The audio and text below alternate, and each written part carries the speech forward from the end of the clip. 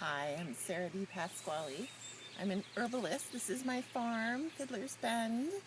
We have 5 acres here, and we try to grow as much of the herbs as possible for my small herbal business.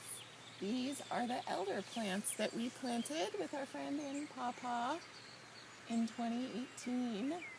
So they're just over 2 years old, and they're huge and beautiful and so happy here. And part of that happiness comes from the fact that they are right down in this lowland wet area that just about nothing else of commercial interest would grow. So it's a perfect spot for these elder, and it's a perfect spot to do some kind of value added growing on our farm. So I'm going to cut some of these flowers. They're just starting to flower here because they're in the shade of these black walnuts a little bit, but you can see it's a perfect time to cut them.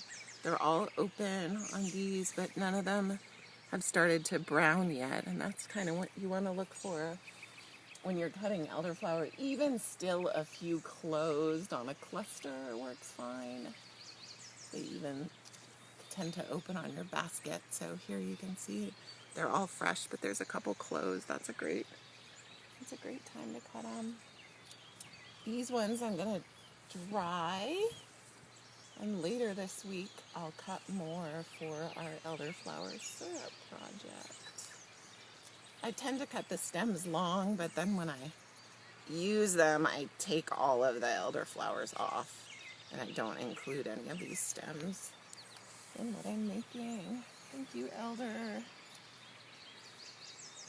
I don't want to take too many from any one plant because I want there to be some for the pollinators, I want there to be some to turn into berries for us, and I want there to be some to turn into berries for the birds, so we can keep walking.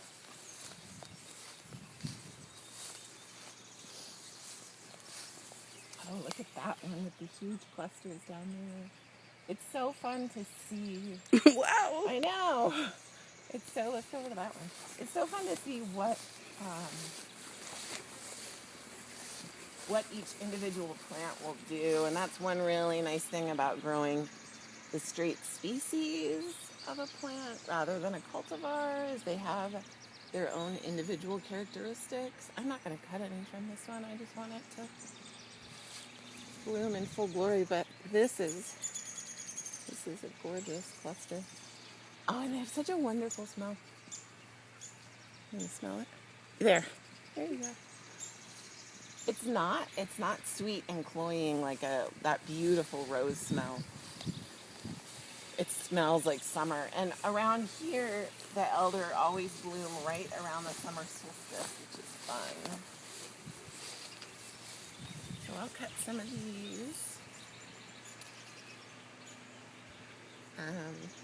An elderflower is a wonderful plant remedy.